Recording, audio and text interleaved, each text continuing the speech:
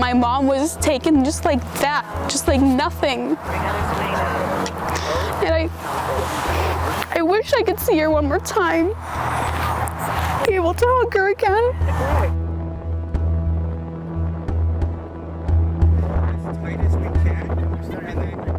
It's not only for my mom, it's for every single woman out there, every single Indigenous girl out there, to prove a point that we are something, we aren't trash. We can't just be thrown into this garbage right here and faced away like we're nothing, like we're not people, like everyone else.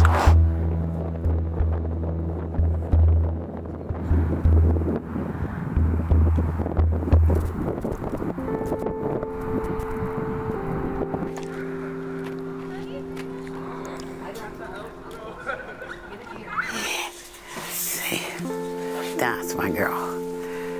November 9th, May 4th, 2022. 24, 25 in this picture. But she was 26 when she passed. They phoned us at the end of November, wanted to meet with us, all of us together in one place. And they told us that she was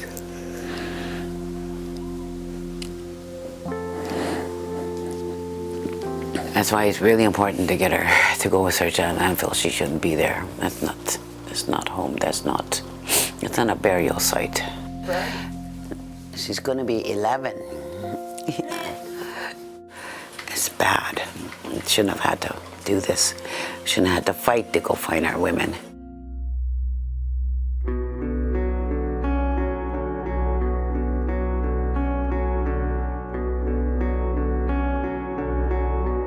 How many more of my little sisters have to end up in landfills before Canada really opens its eyes and are held accountable? Our rights are not being upheld as Indigenous women, and we're being disposed of like garbage in landfills. You know, that clearly says something is very wrong in this country.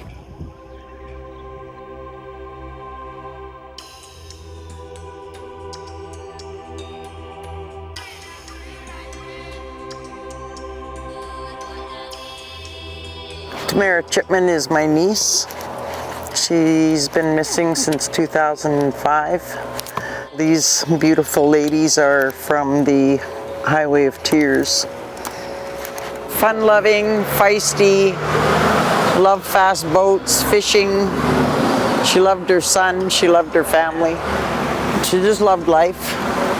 And then I started hearing all the other families and hearing their stories, and it just lit a fire in my heart. I wanted to be the voice for these families because they were silenced.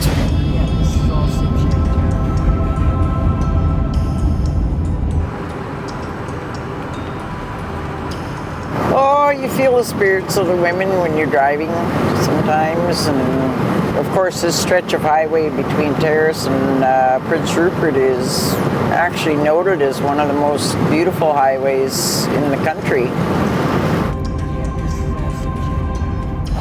So across the way here is where Tamara was last seen. Yeah, that red dress up there was put up there for Tamara. Bright and shiny like Tamara was.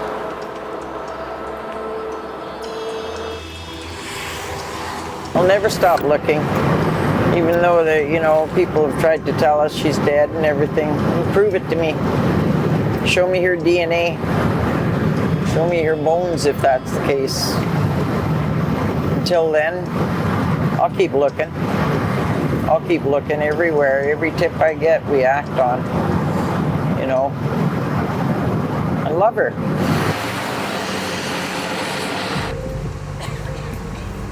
A lot of our girls are First Nations or Indigenous folks. I think with what our government did to their families years ago, is still impacting them, and we see that. Myself and my colleagues have been to many, many communities up north and around British Columbia, and we see that firsthand. And that has caused problems in families that I think are just starting to get fixed today, but they linger and linger and linger. It's generational. You know, there's substance abuse. I think there's been racism. I think there's been lack of opportunity, and specifically those areas up north are very isolated. And some of the activities that these women put themselves in, not just Indigenous, but other women, they make themselves available for men who prey on women.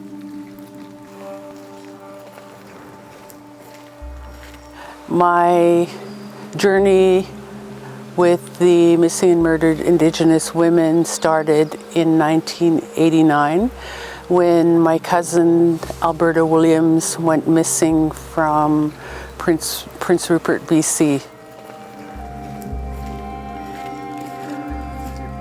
When a non-Indigenous woman goes missing, you see nationwide, you see province-wide, all over the media, but for Indigenous women, it's just another one gone missing. Oh well, it must be her fault. Maybe she was drinking, maybe she was, hanging out with the wrong people, but